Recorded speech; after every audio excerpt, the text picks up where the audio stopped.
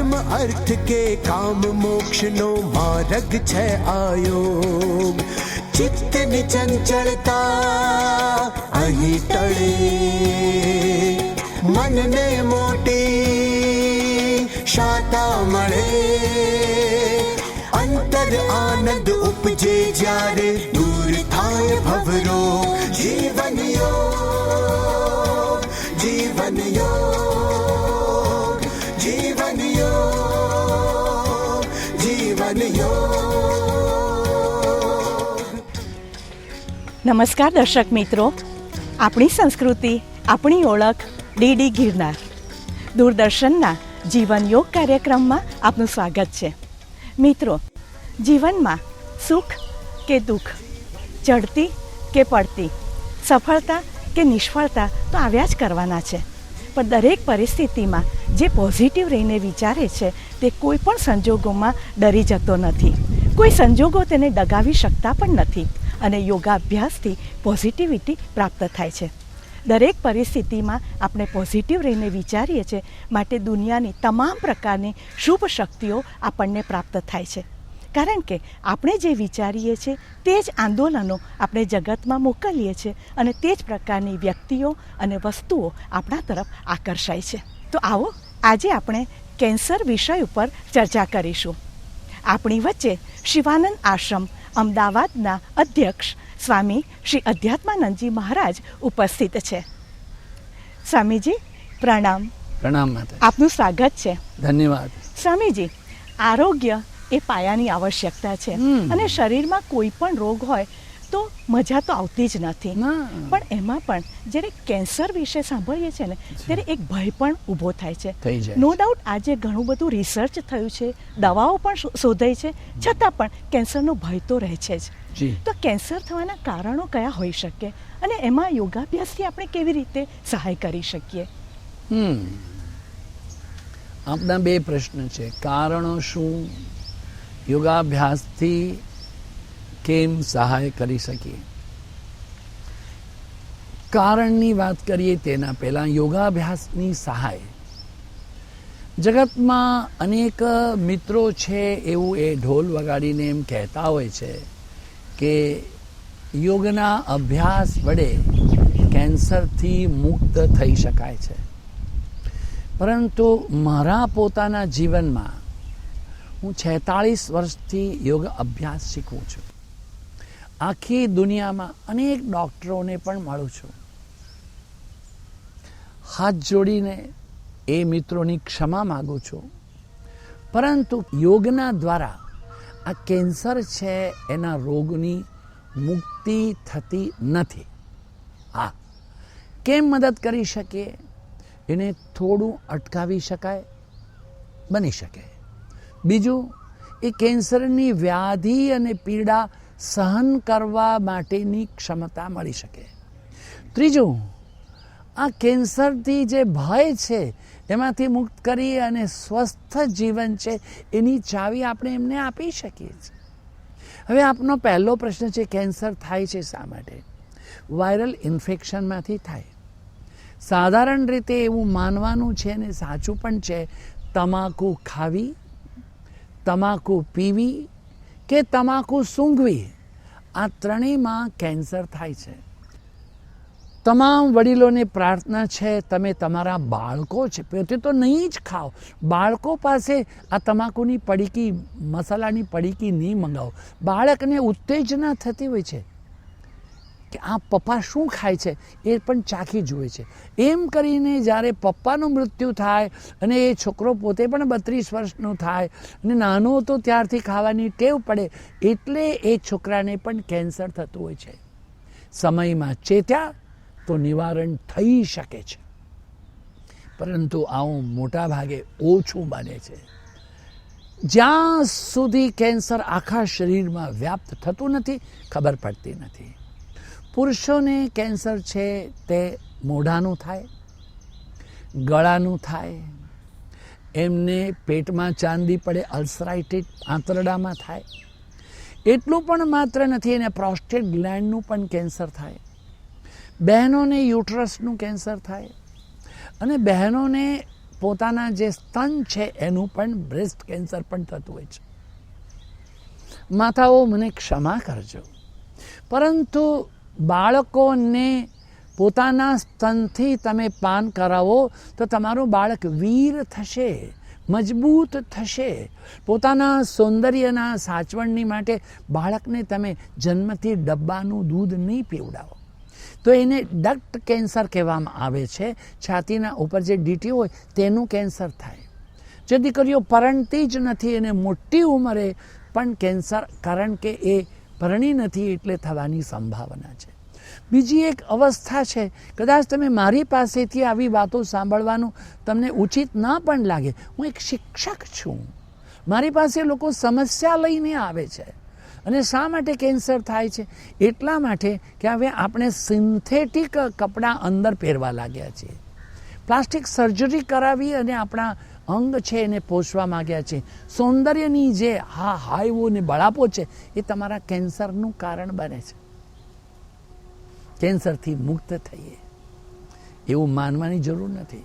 બહુ બધી ટ્રીટમેન્ટ કરાવ્યા પછી હવે I am fine, this is nothing wrong, પણ એક સેલ જો હોય, સબીજ સમાધિ, જો સમાધિમાં જવાવાળાને એક પણ ક્યાંય વિચાર હશે તો એ પરમ તત્વની નિર્બીજ સમાધિને, નિર્વિચારને નહીં પામે.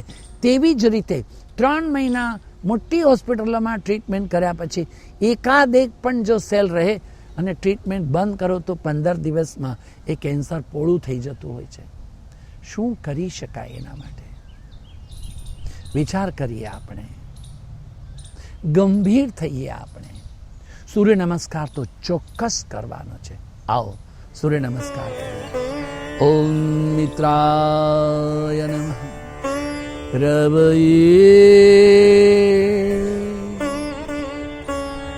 સૂર્યાય નમઃ. ડાબો પગ પાછળ. ભાનવે ખગા પુષ્ણે નમઃ, હિરણ્યગર્ભા મરીચયે આદિત્યાય નમઃ, સવિત્રે નમઃ, અર્કા ભાસ્કરાય નમો નમઃ. ઓમ 2, 4, 6 અનેક મહિલાઓ છે, મોટા મોટા પતિદેવો કે જે મોટી મોટી એ ઓફિસના અંદર, દાખલા તરીકે ચાર્ટર્ડ એકાઉન્ટન્ટ, કેવા એકાઉન્ટન્ટ જનરલ, આઈજી પોલીસ અથવા તો એ કમાન્ડન્ટ ઇન ઇન્ચાર્જ, એમના મહિલાઓને જ્યારે થાય અને જાગૃતિપૂર્વક, કારણ કે એ લોકો દર 3-5 મહિને પોતાનું મેડિકલ ઇન્વેસ્ટિગેશન કરાવવાની ટેવાયેલા છે, એકદમ સાવચેત થઈ જાય તો સૂર્ય નમસ્કાર 12 વખત અને કપાલભાતિ ભસ્ત્રિકા કરીને એ લોકોએ પોતાના જીવનને સાચવ્યું છે. પરંતુ નિપ ધ બડ ઇન ધ રૂટ, જ્યારે એ ઝેરવાળું ઝાડ છે એ ઉત્પન્ન થવાનો કોટો ફૂટે ત્યારે કાપી નાખવો જોઈએ. હવે બેસી જાઓ વજ્રાસનમાં.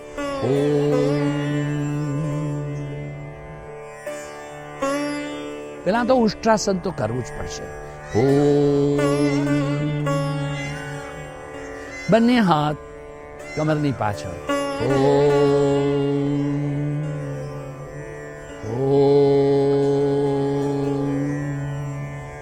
પગને પકડો.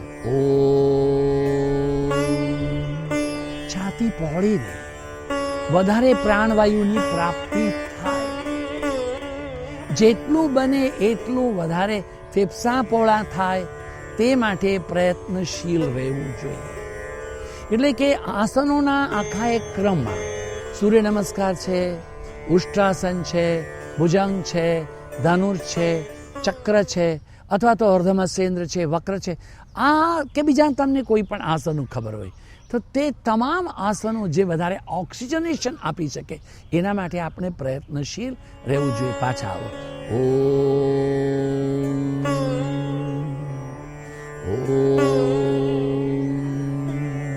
પગને લાંબા કરીને બેસો.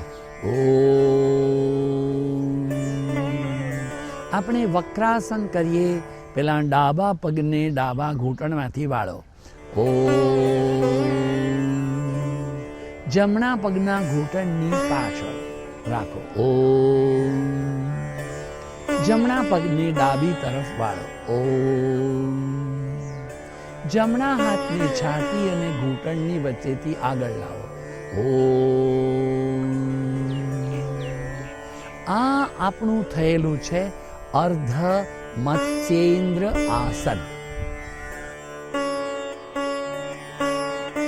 પાછળ જુઓ પેલા. ઓમ. આ પૂરું આપણું અર્ધ મત્સ્યેન્દ્ર આસન થયું છે. અને બીજી તરફ પણ જોઈશું, પેલા વક્રાસન પણ એના પેલા જોઈ લઈએ. રિલેક્સ કરો. ઓમ. ઓમ. પગને લાંબો કરો. ઓમ. અને હવે માત્ર તમારો જમણો હાથ છે એને આગળ લાવો. ઓમ. ડાબા હાથને પાછળ લઈ જાઓ. ઓમ. ને પાછળ જો આપણે જોયેલું હતું અર્ધ મત્સ્યેન્દ્ર, હા એની અડધી અવસ્થા છે. વક્રાસન અડધી અવસ્થા છે. આ તો સ્વાત્મારામ અને હિરણ્ય સંહિતામાં આ આસન આવતું નથી, પરંતુ કૈવલ્યધામના આદરણીય શ્રી સ્વામી કોળિયાનંદજી મહારાજે એનું સંશોધન કર્યું. ઓમ. ઓમ. બંને પગ લાવો. ઓમ. હવે જમણા ઘૂંટણને વાળો. ઓમ. ડાબા પગની પાછળ મૂકો. ઓમ. અને વક્રાસન પહેલા કરીએ. હવે આપનો ડાબો હાથ આગળ લાવો. ઓમ. જમણા હાથની પાછળ લઈ જાઓ. ઓમ. ને look back and twist back. Vakrasana છે. તમે જુઓ કે ફેફસા બંને તરફથી ખુલે છે. ઓમ. બીજા હાથને રિલેક્સ કરો. ઓમ. તમારા ડાબા પગને જમણી તરફ વાળો. ઓમ. તમારો ડાબો હાથ આગળ લાવો. ઓમ. જમણો હાથ પાછળ. ઓમ. તમારી વાઇટલ પોટેન્શિયલ બ્રીધિંગ કેપેસિટી છે એ 2800 cc થી 3600 cc સુધીની છે. એને તમારે વધારવી જ જોઈએ. અને કેન્સર થયું છે તો બેસી રહેશો તો will create a big problem. ના, સૌથી પહેલી વાત તો આનંદમાં રહો. જે થવાનું તે થશે અને થવાનું જ છે, પરંતુ જ્યાં સુધી જીવીએ ત્યાં સુધી મરતા મરતા ન જીવીએ, જીવતા જીવતા જીવીએ. રિલેક્સ કરો. ઓમ. ઓમ. પગને લાંબો કરો. ઓમ. બીજો પગ લાંબો. ઓમ. સામે ફરીને બેસી જાઓ. ઓમ. સાવચેત, સાવધાન. હે મારા મિત્ર, જાગ્રત થાઓ. તમારા પોતાના શરીરની કાળજી કરો. આપણે આ કેન્સર ન થાય એના માટે જાગ્રત રહીએ. ખાસ કરીને શાકભાજી છે, ફળ છે, એમાંથી પણ વાયરસમાંથી આવતું હોય છે. રસોડું સ્વચ્છ રાખીએ. શાકભાજીને ધોઈને ખાઈએ, ધોઈને વઘારીએ. બનશે ત્યાં સુધી ફ્રીજમાંથી ઠંડુ બધું ના ખાઈએ, તો પછી યુ આર સેફ. યસ. મિત્રો, આપણે કેન્સર વિશે ચર્ચા કરી રહ્યા છીએ. હજી એ ચર્ચા ચાલુ રાખીશું. એ પહેલા સમય થયો છે એક નાનકડા વિરામનો. જીવન યોગ, જીવન યોગ.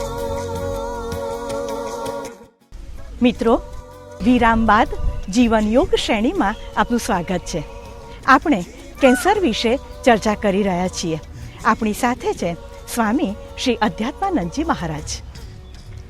સ્વામીજી, આપે કહ્યું કે કેન્સરનું જે દર્દ હોય છે એની સામે સહનશક્તિ વધારવા અને એના ભયથી મુક્ત થવા માટે જેમાં આપણે સૂર્ય નમસ્કાર કરી શકાય, પછી ઉષ્ટ્રાસન કરી શકાય, વક્રાસન અને અર્ધમત્સ્યેન્દ્ર આસન, એ સારું છે. એ ઉપરાંત શું કરી શકાય? બીજા અનેક આસનો છે કે જે આપણું આ જે શરીર છે એ શરીરનું નિયંત્રણ ક્યાંથી થાય છે?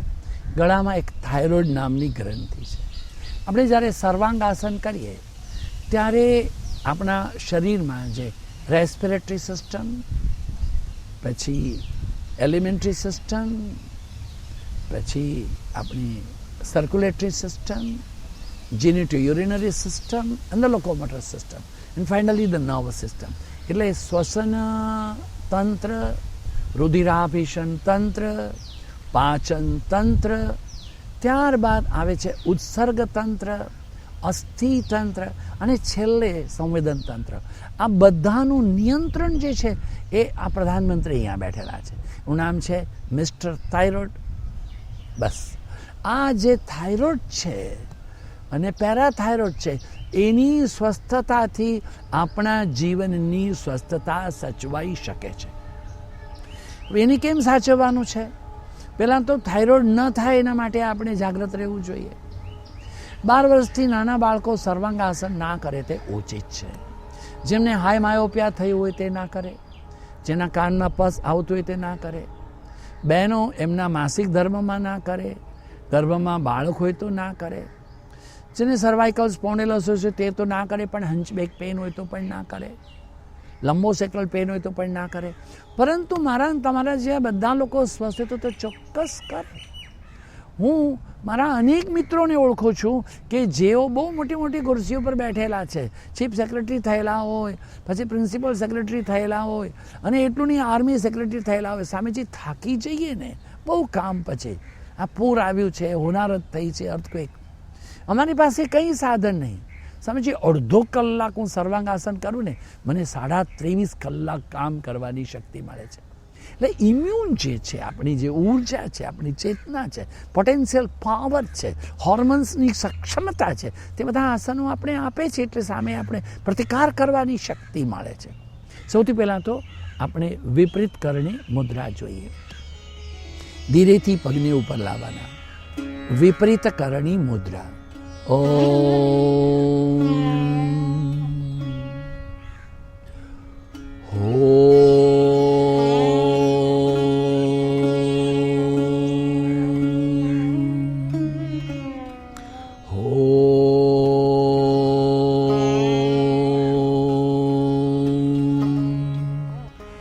વિપરીત કરણી મુદ્રામાં હાથ છે તે કમર પાસે, નિતંબ પાસે રહેલા છે અને પગ બિલકુલ સીધા રહેવા જોઈએ. કોઈ પણ ઉંમરના લોકો નિર્ભય થઈને કરી શકે છે. આ આપણે દીર્ઘ આયુષ્ય આપે છે. વિપરીત કરણી મુદ્રા આરંભમાં પહેલા દિવસે 5 મિનિટ નિર્ભય થઈને કરી શકો, અડધા કલાક સુધી કરી શકાય. બહેનો, ભાઈઓ, વૃદ્ધો, તમામ લોકો, બાળકો પણ. હવે જે છે એમાં બધા રિસ્ટ્રિક્શન. એનું નામ છે સર્વ અંગ આસન. સર્વાંગ કરીએ. ઓ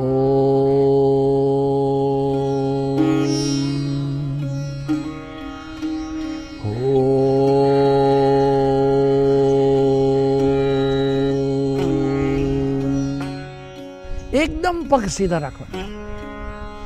શરીરના આ રક્ત પરિભ્રમણની દિશા છે ગળામાં આવે છે. દાખલા તરીકે વેરિકોસ વેન કોને થાય? જે લોકો બહુ કલાકો સુધી ઊભા રહે, પોલીસ મિત્રો છે તેમને, આપણા જે પબ્લિક સ્ટોરમાં સેલ્સ બોય સેલ્સ ગર્લ છે તેમને, આદરણીય જૈન સંતો જે બહુ ચાલે છે તેમને. પછી આમની નસ છે થોડી એમ કરીને પોળી થતી હોય છે, કારણ કે લોહીનું દબાણ નીચે વધારે છે. અહીંયા જ્યારે પગ ઉપર કરીએ તો લોહીનું દબાણ હવે નીચે, એટલે કે પગના તરફથી નીચે હૃદય અને પછી થાઇરોઇડ તરફ આવે છે. એમાંથી જ આપણે હલાસન કરીએ.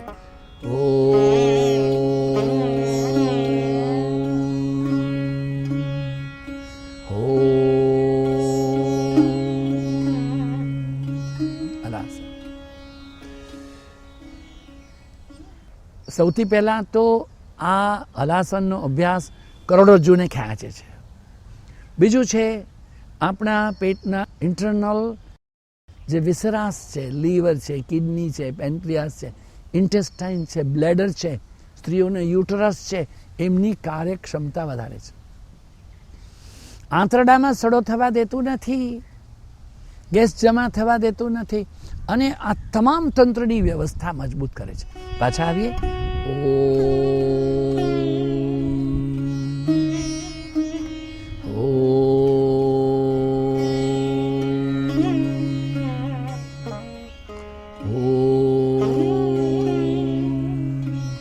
તમારા પગને ત્યાં જ વાળી દો.